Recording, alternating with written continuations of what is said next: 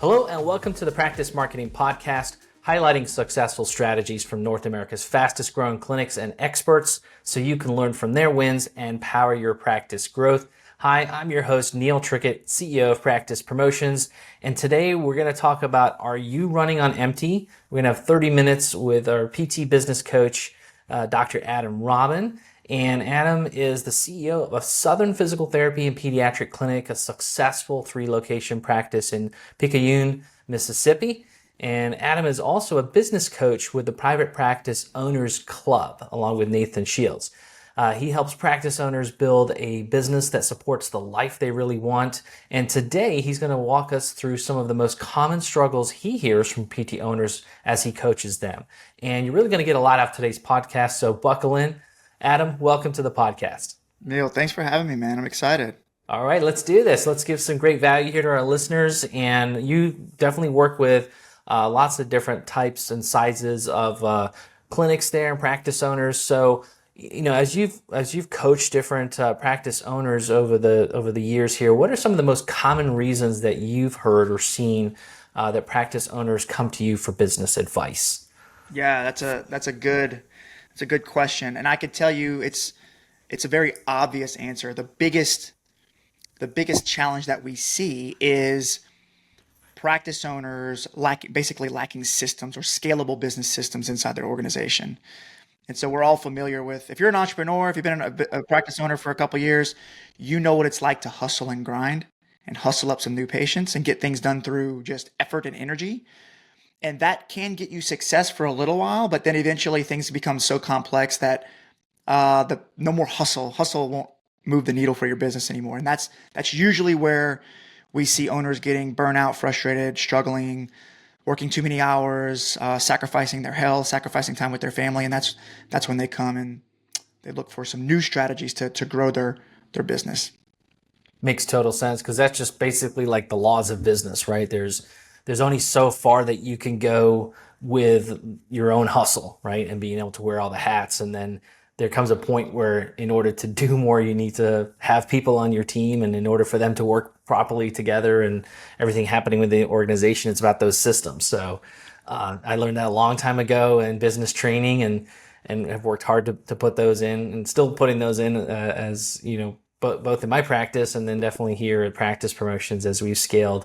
The complexity of the systems does change as you grow there.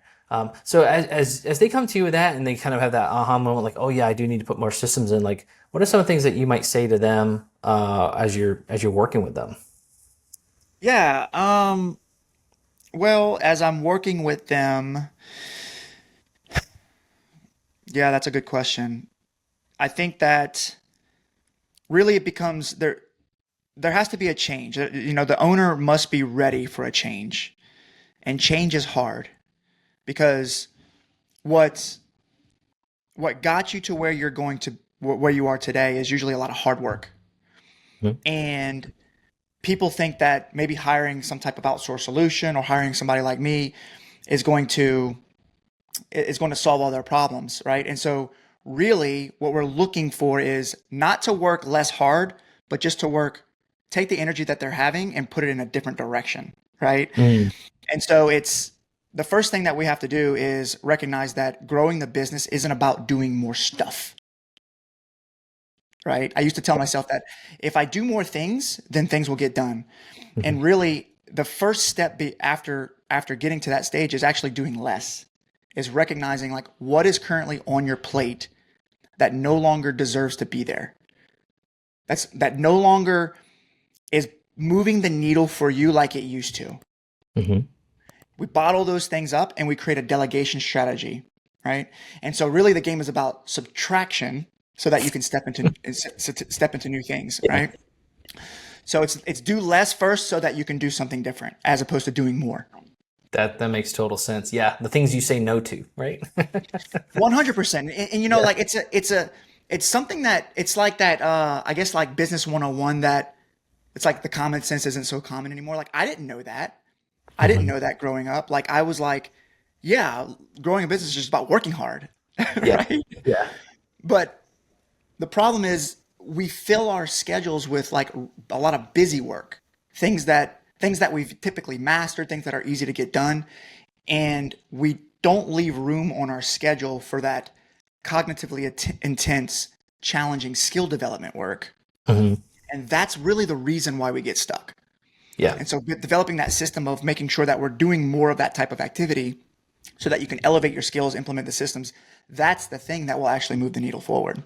Yeah, I love that. It's a skill that's learned, right? And I think it it takes some time. It takes some time to be able to realize, especially this was true for me. I don't know for other people, but it took me some time to be okay with making time for myself to have the think, right? The cognitive, the higher level, like brainstorming, and I'd always feel like I should be busy during that time. I should be doing something, right? I should be, I've got this, as we know in our clinics, there's always a gazillion things to handle.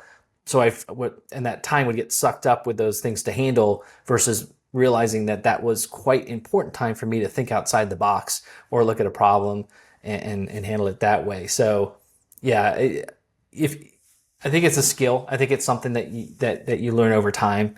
And sometimes I still struggle with it to some extent because I'm just Totally. one of those, just get things done kind of people. So, Well, one of the yeah, pushbacks you get from that is like, well, how am I supposed to do more stuff? Like I don't have any time. How am I going to yeah, hire a coach or do other things? Like my plate is already full. And hmm, it's like, well, actually that's the symptom to the real problem, right? yeah, That's not the you're real right. problem. It's the symptom of the Yeah, problem, right? yeah, So yeah. yeah, it is Well, I definitely a remember skill I've set. had different business coaches over the years too, and they're great systems, right? And but then you're like, oh, now I gotta have time to put the system into place or follow, like all the things that you have to do, and then something else crops up that you like try to handle immediately. So you're right in that because of all the different things that we have to do, you have to realize like that is an important part of growing your business is the like business coaching and obviously the implementation of the things that you learn, which does take some time. And so Absolutely. as you as you're talking to practice owners there, what would you say to like a practice owner that says like, my practice is growing, but I feel like I never have enough time? Like, what's some of the advice that you give them? Yeah, I'd say that it kind of bounce back to what I was just talking about. It's there's a difference between being the I guess like the having no time as a circumstance of your situation versus being the designer of your schedule, Hmm. right? And so part of being a CEO is actually being a designer of where you spend your time, right? And it's really like recognizing what's currently on your plate.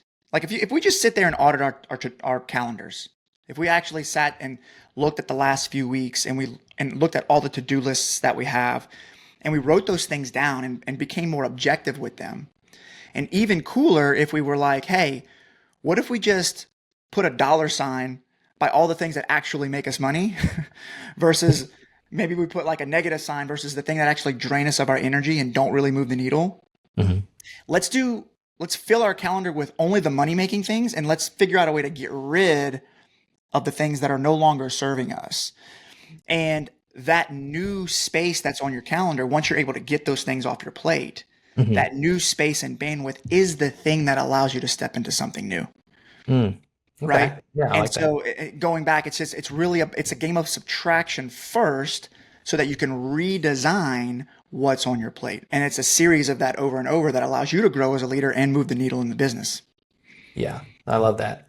And I think too, like obviously for a lot of practice owners out there, they're still treating patients, right? So it's carving out the time that's needed to work with the business or the admin side of it, and then obviously you're still having to treat and hold that side of it too. But I think one of the challenging things can be is if in carving out that time, if you do it sporadically versus in blocks, right? So Mm, if you have 10 a.m. patient and then an 11:30 patient, you're like, oh, well, I'm going to work for 45 minutes here and work on something in the business.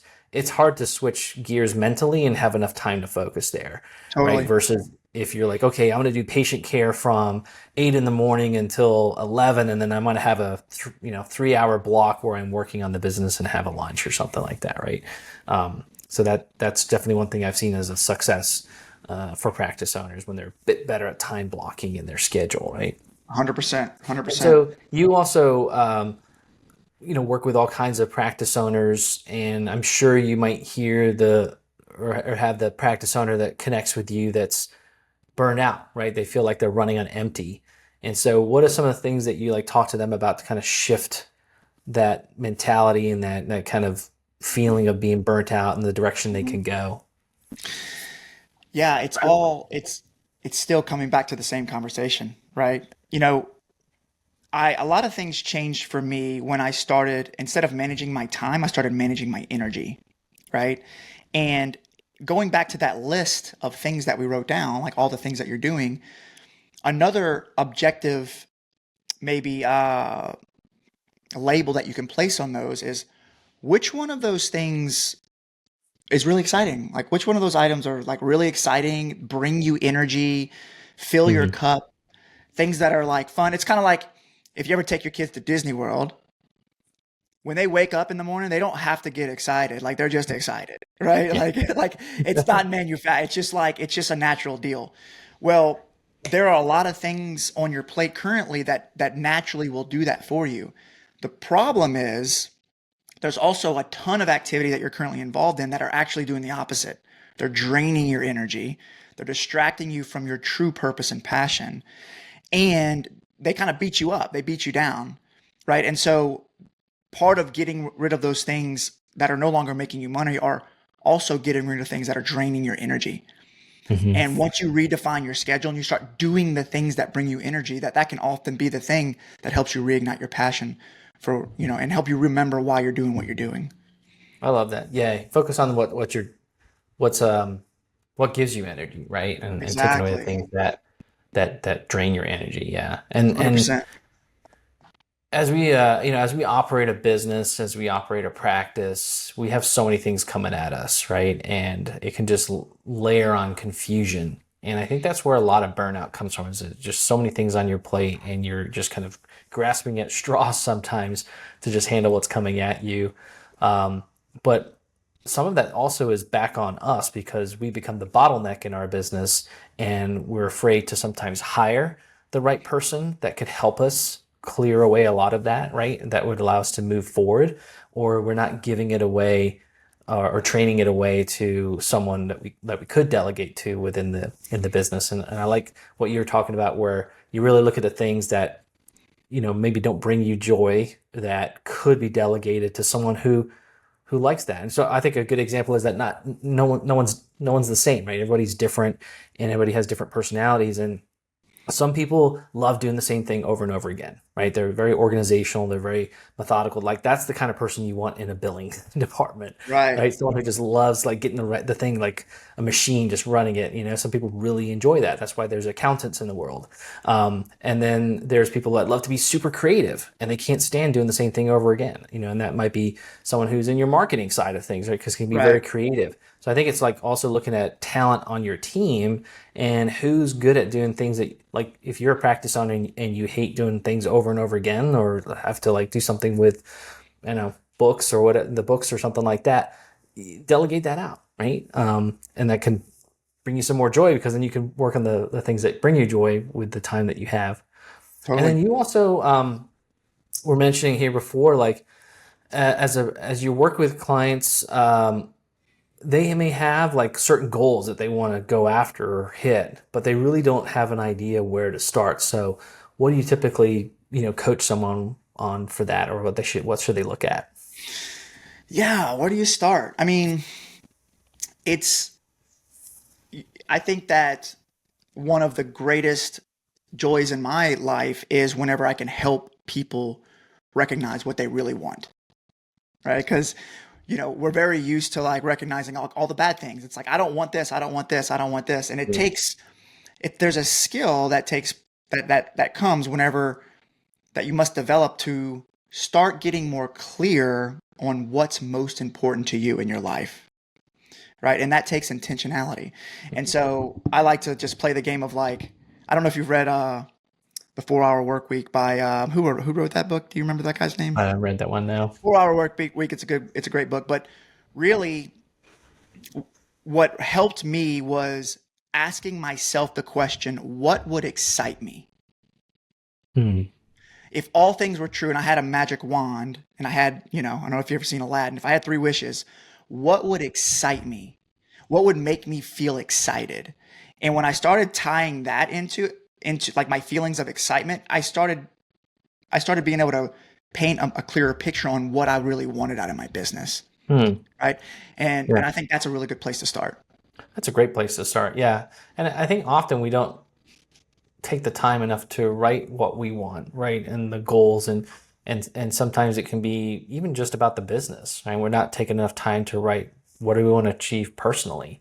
And I think sometimes I've certainly been this way too. Like I remember being in practice and you kind of get just stuck in the practice and you are chained like the genie in the lamp as you're mentioning, right, to the practice. And the practice should really be the vehicle to help you achieve what you want to achieve in life, right? Totally. And so that's just a different mindset altogether. Just putting you like, hey, this is supposed to serve me and helps do what I want to do, serve people, have the freedom to be with my family, and have financial freedom and all those kind of good things that come with a successful business. So, Tim Ferriss was the author of that book, The oh 4 yeah, Hour. okay, So for those who are listening, that I think first couple chapters that'll help you start recognizing like what you really want to get out of your business. love it, awesome. And so then, so sometimes you're gonna have a practice owner you're probably talking with, and they've got a lot of fires that are happening in their business thing, and so where could a practice owner, start to diagnose what's really broken in their business, right? Yeah. Different areas, front desk, marketing themselves, right? Operations, like Yeah. what's some of the things that you try to coach people towards there? So this is another fun topic. What I like to ask is, because here's the thing, there's never going to be there's a never ending list of problems to solve in the business. You're never going to get to the bottom of it. Right. So how do we prioritize which ones we solve first? And here's how I like to do it. The one that is causing you the most pain. That's the one that I like to tackle first. Which one of these things is really causing you to lose sleep at night the most? And it's usually some type of emotional pain, some type of anxiety, depression, or feeling lost, or feeling hopeless. Which one of those is really gripping you? Let's tackle that one first, right? And I think that is the thing. If we can tackle that one, that will open up the greatest amount of freedom and bandwidth on your schedule. So that's where I like to start. Okay, awesome. Yeah, I like that. Do you want more freedom in your clinic? Then you need to work on your business, not just in it. The top practice owners know that they need a marketing system that consistently attracts patients from the internet. And at Practice Promotions, we've helped hundreds of practice owners skyrocket to the top of Google and get more new patients from online. Go to practicepromotions.net/kit to get our free practice marketing sample kit. It includes all our digital marketing tips and tricks that will get you new patients from Google. That's practicepromotions.net/kit, KIT, for a free marketing kit. And now back to the show. Help practice owners look at too is that in your business, right, there's really 3 core areas that you can put attention on, right? And first one is like, how are you getting business in the door? So that's your marketing and sales, basically, right? So that can fuel your business. And then operations, right? So how are we running things smoothly in the office so we're delivering excellent outcomes and patients are super happy and telling other people about us, right? So that the operation side. And then third is the finance. So how are you, bringing the money in? How are you managing it? How you're spending it? And so, if you can kind of nail it down to one of those 3 areas, and then obviously what's the biggest emotional, like you were saying, the biggest emotional pain for you or keeping you up at night, maybe it's finance, right? And you got to get your billing all together, or, maybe you realize like, I'm not that, like I sucked at accounting, right? Like that was never my forte, in school or, any of that kind of stuff. So it took some learning over time. And like, you have to get better at just finance, right? As a business owner. So, I often felt out of control with money, right? Totally. And so that was for me the emotional trigger was that I'm working my ass off here, and basically at the end of the day, where's the paycheck, right? Correct. Uh, but that really came back to I didn't understand money management very well, right? And so Exactly. then I had to get better at doing that. Yeah. And so like whenever we're like, oh, everything's really chaotic, it's all chaotic. But if we can kind of get down to like, if I just figured out this money situation, my life would be so much better. Boom. Zoom in on finance. Let's get busy. Mhm. Right. That's kind of how I like to do it. Yeah. Do you find, I'm curious, as you talk with people, is that something that's more common? Like people have strain or concern over finance, or is it the people in their business, managing people? Like, what do you typically see? Yeah, I think finance is probably the first challenge. It's probably the first challenge that people experience because, especially as they're trying to grow, when there's so much operational inefficiency Hmm. and there aren't a lot of solid systems in place to help you funnel profits down to the bottom line, it Yeah. can feel like a lot of work for a little bit of pay.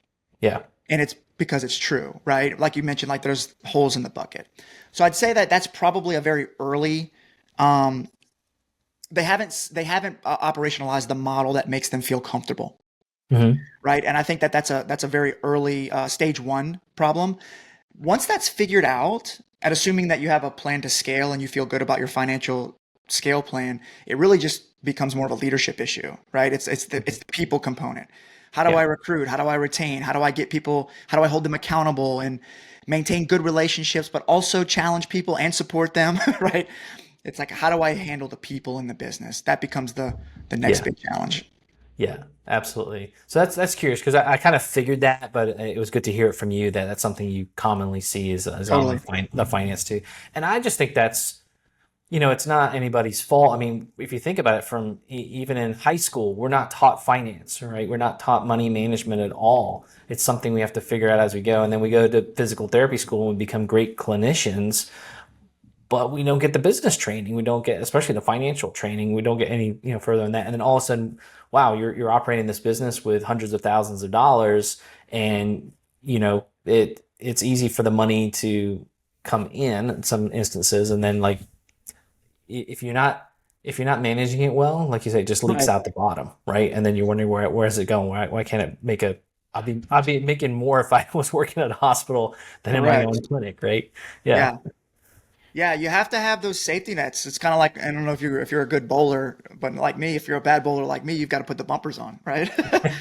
And you've got to have like some filters for your money because you're going to spend to the boundaries that you set. And if you don't Mhm. have tight boundaries on these financial touch points inside the practice, you're going to lose money here, lose money there, and by the time that dollar gets to the bottom, it's not a dollar anymore.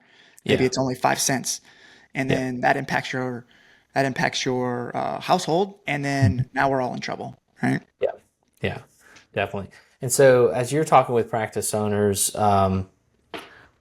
where do you obviously there's different scale and different issues with businesses, but where do you see businesses commonly they're doing okay, but then all of a sudden they're like going off the rails, and then what do you kind of suggest to get them back into control of their business? I'd say probably the finance. The finance is probably a key, you know, and I'm sure you're probably aware it's the same mistakes I made and the ones that you made. We work really hard. We treat some patients, but we're not tracking things appropriately. We're not really measuring the statistics Mhm. around the things that actually drive profits, like that over the counter button. We all think, oh, yeah, Miss Sally up front, she's doing a really good job. She always collects over the counter. And then Mhm. my next question is, well, are you tracking that? And the answer is always no. I'm like, Yeah.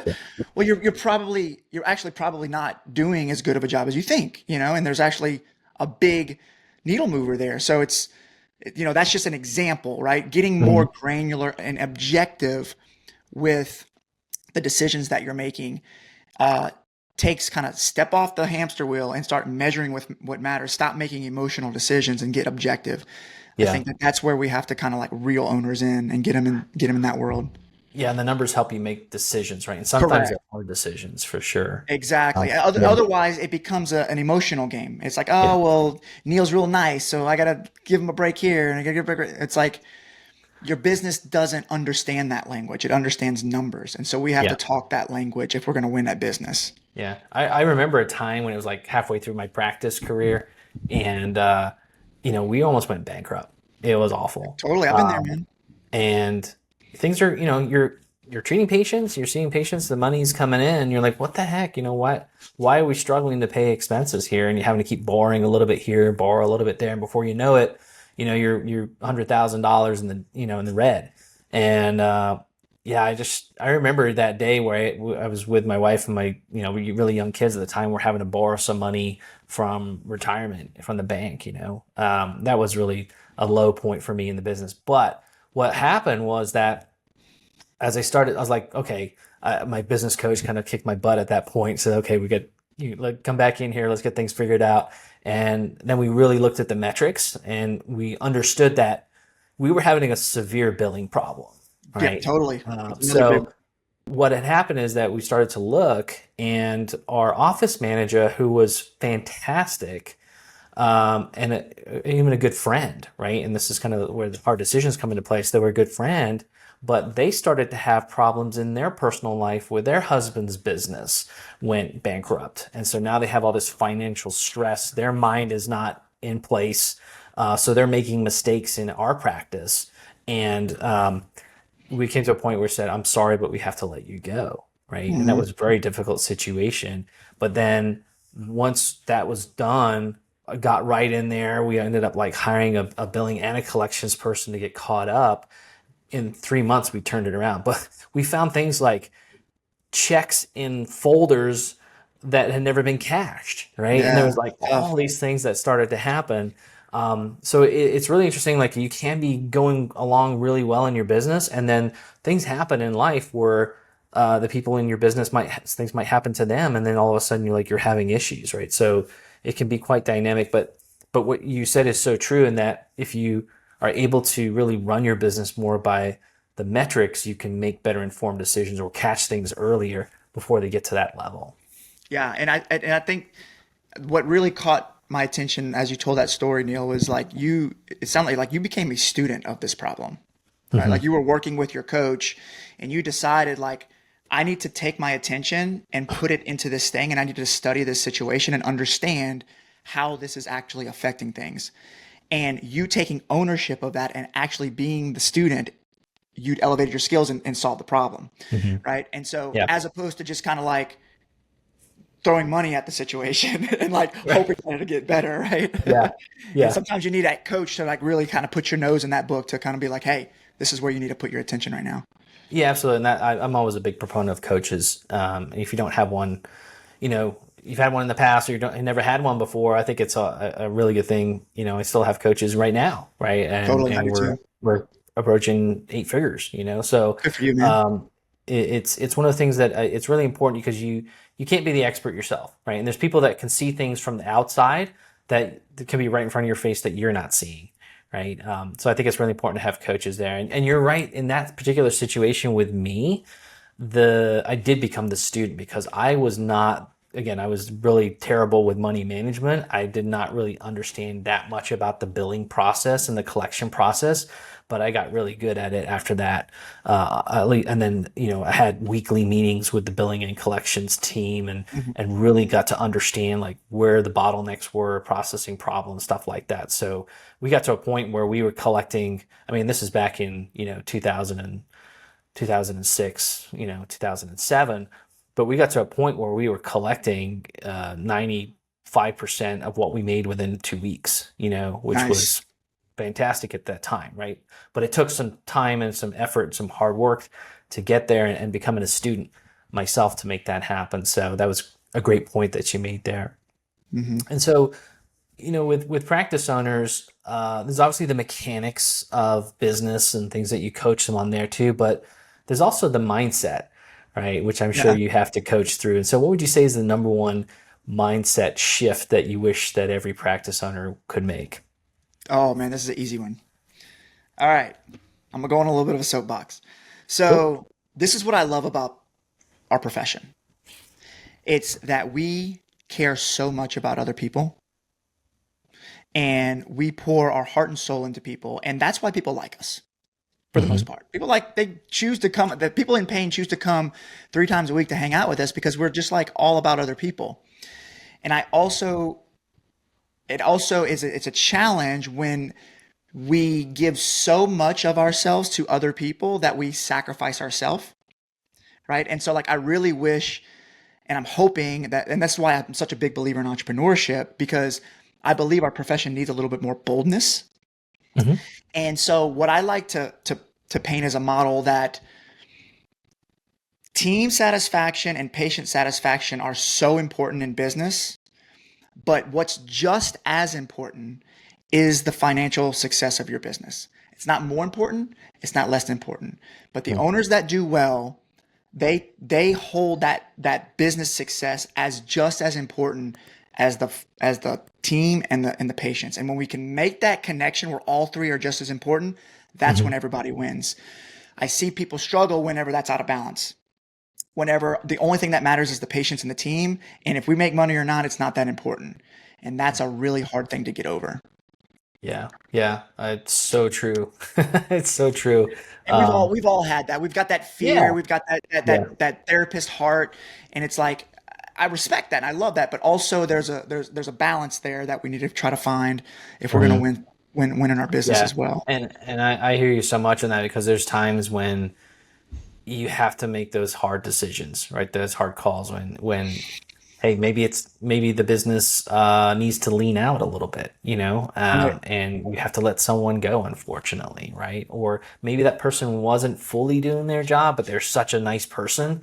That's where our hearts can sometimes get in the way of our minds, right? And you said, like you said, that if we're not putting the finances of the business equal to our empathy for others, then in the long run, everybody suffers, right? Because the whole Correct. ship goes down, right? Or you Correct. decide to close or sell it off or whatever it happens, right? Yeah.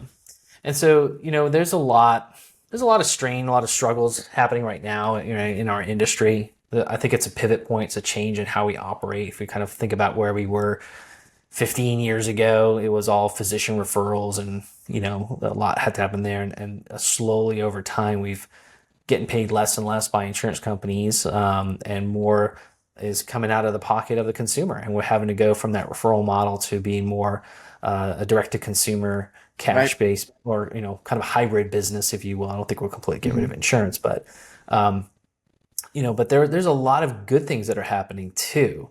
And as you work with clinics, are you seeing some PT clinics that are really thriving and growing? And what do you think that they're doing right? Yeah. Really, I mean, number one, they've got to have the scalable systems and the leadership in place. I mean, that's the foundation. But as far as like scaling their model, we need to become more efficient. And we can't the traditional like I'm just going to be in network with everybody and take contracts blindly. Like we've got to let that go as well.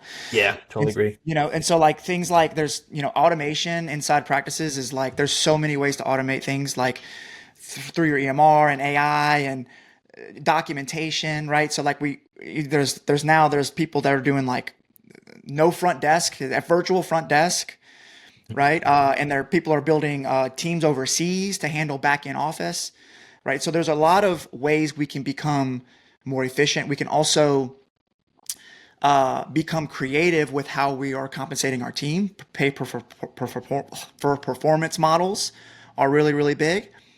And then, so that's kind of the operational side. We have to pivot the way we're delivering care.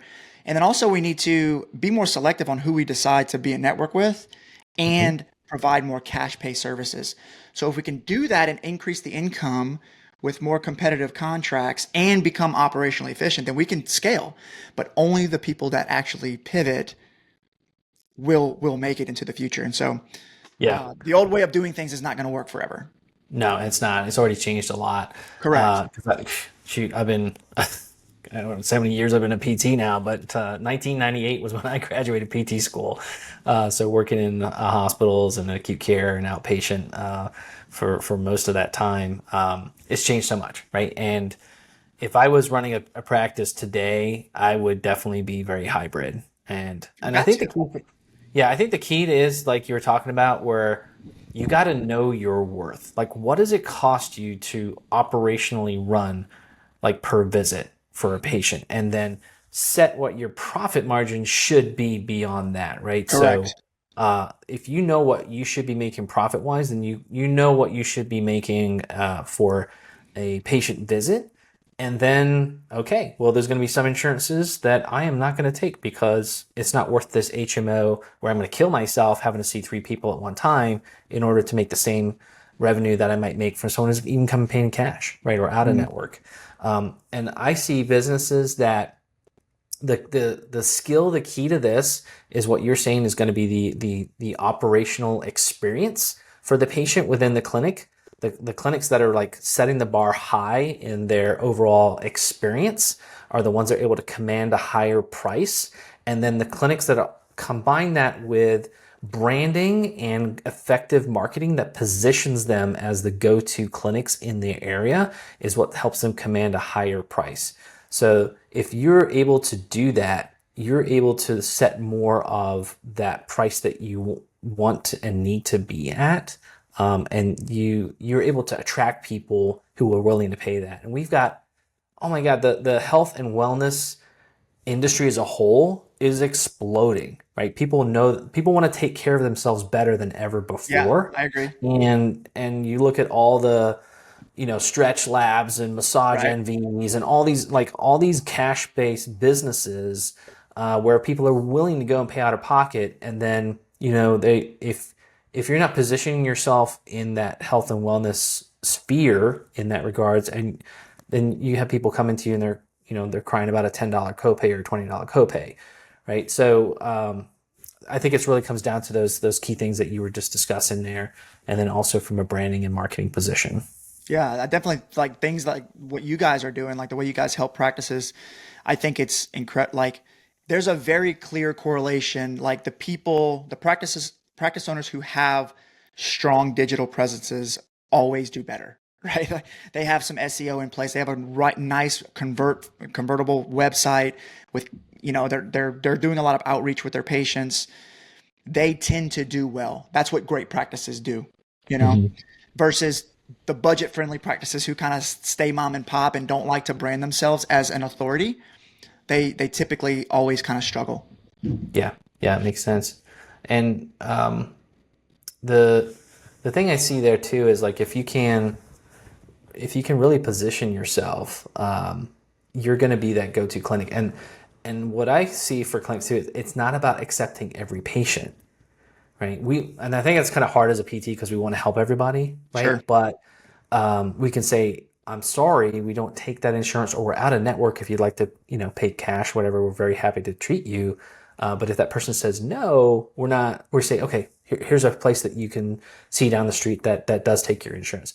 And having the volume of patients coming in, where you can make that decision, that puts you in a position of power, right? Because then you can command those rates that you want to achieve. And then when you have that kind of revenue, that kind of profitability in your business, everybody wins, right? Because you can retain staff, because you can do those pay for performance models. Why shouldn't you be paying your therapists at a higher rate? They're going to stay around. They're going to perform better. They're going to make sure that patients show up and not cancel, and they're filling their schedules if they get a cancellation because they want to be full.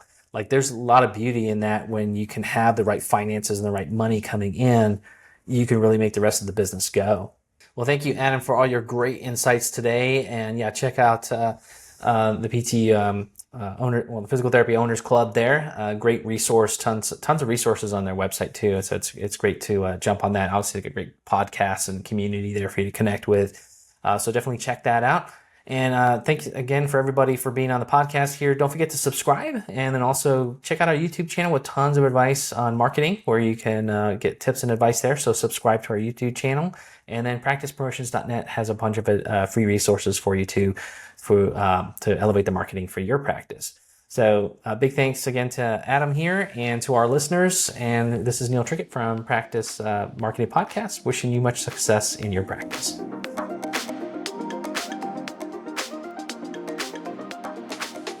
A free way for you to support our show is by leaving a 5-star rating and review on Apple Podcasts. It's a chance for you to tell us what you love about the show, and it helps others discover it as well. Just scroll down to ratings and review on your phone and click write a review. Thanks.